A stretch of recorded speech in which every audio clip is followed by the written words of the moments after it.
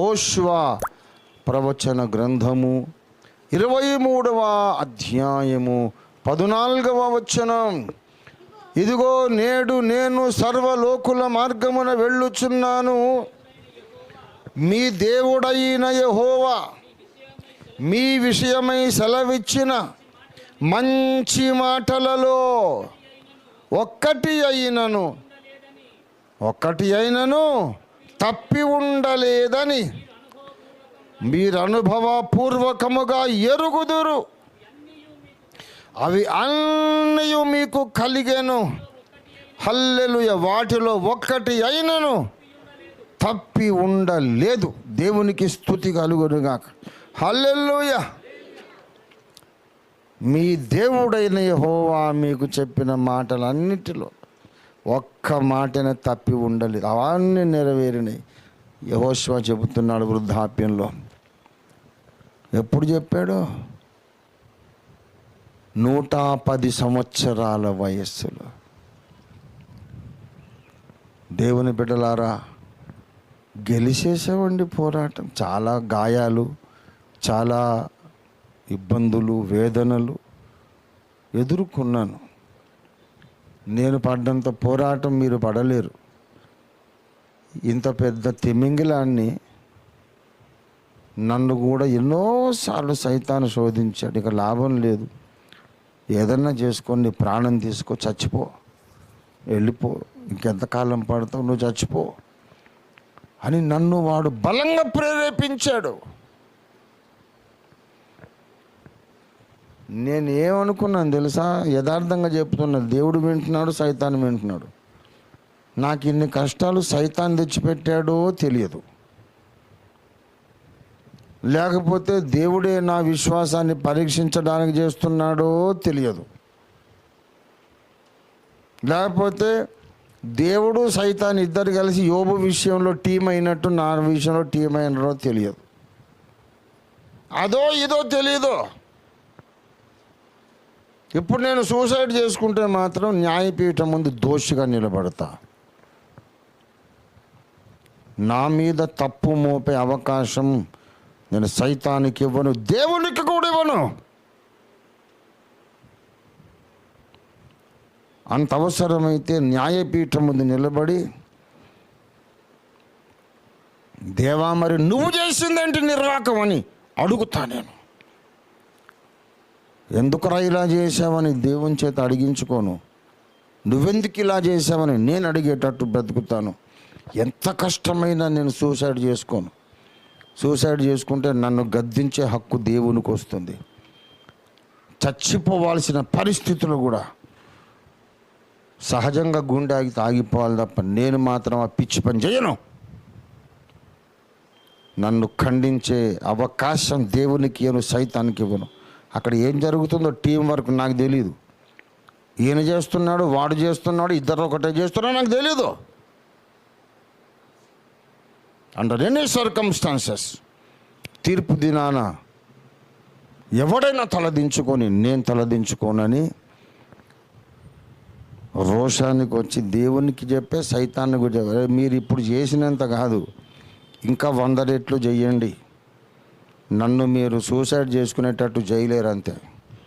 మీరిద్దరు కలిసి ఓడిపోతారు. సవాల్ చేయండి, అట్లా చేయండి, చేయండి. ఇంకా బాధ ఎక్కువైతే గుండె సొంతగా ఆగిపోతుందేమో, పోనీ.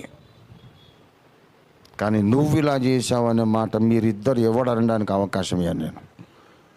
ఏం చేస్తారో చేసుకోండి అని ముండికేసి బ్రతికినందుకు ఇప్పుడు దర్శన నెరవేర్పుకు దగ్గరకు వచ్చేసాం.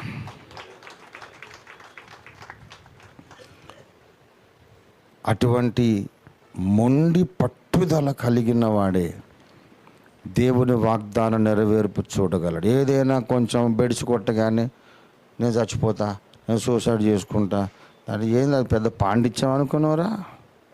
ఏంటిది అది చచ్చిపోయేది? అంతకన్నా స్టూపిడ్ ఆలోచన ఇంకోటి లేదు. దేవుని బిడ్డలు ఏ నాటికి కూడా ఆత్మహత్య అనే ఆలోచన దగ్గరికి రానియొద్దు. దానికంటే బెటర్.